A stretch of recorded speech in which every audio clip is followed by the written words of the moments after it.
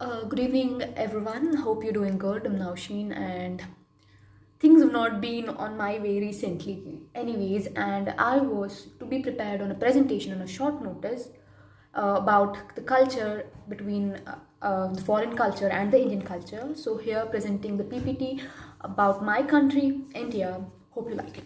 Okay, shall I start with it?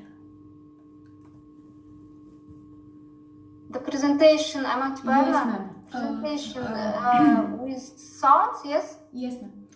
Yes, of course. मैं भारत हूँ, नाम के लिए ही सही, राजाओं में विविधाओं में मैं तुम सब में एक हूँ, मैं भारत हूँ.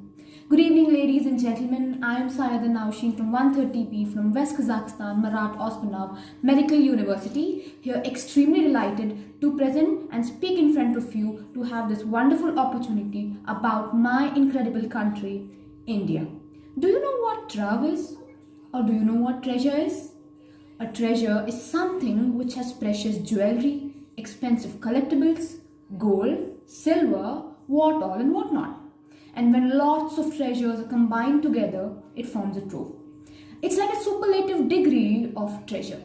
And similarly, India comprises of diverse culture, religion, traditions, customs, and all together ultimately forms my incredible India.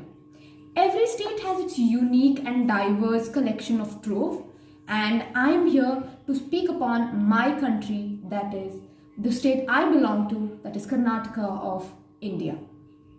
A typical Indian wedding may go up to 4 to 5 days, which has plenty of Indian events, and it basically starts with marriage and called as pre-marriage tradition of a ceremony called as roka or mangni or sagai, where the bride and groom exchange rings in the third finger, often with the belief that there's a vein that connects it to the heart. Families of brides and groom exchange sweets, and ceremony of a red scarf is done by groom's family by making her wear a red scarf, often called as odini, as also a stamp of an open up announcement of engagement, which is next followed by the next event, which is called as Pithi Dastur or Haldi or Manja, where especially everyone is seen wearing yellow colored clothes, and bride and groom are completely washed in turmeric paste, which in Hindi is called as haldi and is called as kurkuma in Russian and Kazakh. And scientifically, this is meant for the couple to acquire natural glow and an antioxidant properties of kurkuma. Traditionally, after this ceremony, the bride and groom are not allowed to step out of the house until the very big day or the marriage day. And after this event, there is followed by event called as Mehendi. Mehendi ceremony is held one day before the marriage, where bride is beautifully decorated with traditional tattoos and drawn with natural henna paste. Bride sits with all her sisters and aunts, relatives, and everyone applies mehendi on her palm as well as on hands and even on feet. Scientifically, this ceremony helps as a natural remedy to cool down stress of bride before the day of marriage. Now moving towards the very big day. I request you to have an eye on the pictures. These are the ceremonial Indian dresses, where a man can be seen wearing sherwani, which is also includes majestic headwear called as safa. Now these are the pictures of an Indian groom, which looks not less than a king. And these are the pictures of a bride wearing beautiful lehenga and choli, looking not less like a queen. The next day after the mehendi is where the marriage day starts, where the groom and his family comes to the bride on a horse or an elephant, and family comes on a ride to bride's house on a horse or an elephant, tied with beautiful veil called as sehra on his turbans, which is made up of flowers and beads. So as you can see, this is the sehra, and these are the pictures of an Indian bride moving towards the stage to marry her fiance, under a sheet of flower called as phoolon ki chadar, holded by her brothers. In Hindu, the marriage is accomplished by saptapadi or sat pheras, which goes on Hindu rituals and mantras from their religious book, which majorly includes circling around the fire around 7 times and taking vows and promises for living together forever.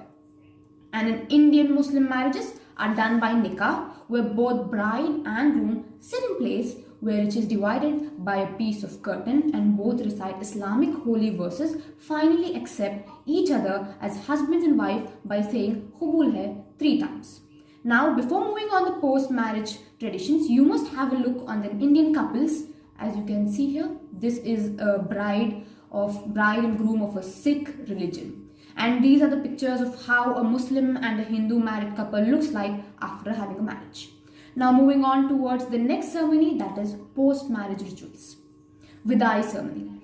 Vidai means farewell. The bride throws rice, wheat and grains mixed with flower petals and coins behind her without looking back while walking towards the exit. The rice and coins are symbolic of wealth and prosperity that a bride spreads at every corner of the house.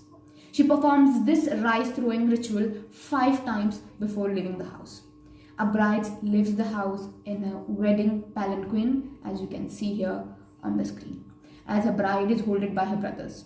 There are a lot of interesting games also done after the marriage, like Jua Kalai, where both bride and groom sit in front of each other and a ring is hid inside in the milk container and now have to fish for it. Whoever searches the first 3 times is believed to have supremacy on each other for the entire life. I would like to end this presentation by a quote of Shashi Tharoor, which says, "In India, we celebrate the commonality of major differences. We are a land of belonging rather than land of blood." I'd like to thank all my organizers, audience and my university who look forward to approach me for better understanding of people of both the countries and the valuable and interesting traditions and customs. And this makes my incredible India. Thank you very much. Have a nice day. Thank you for the presentation. And the next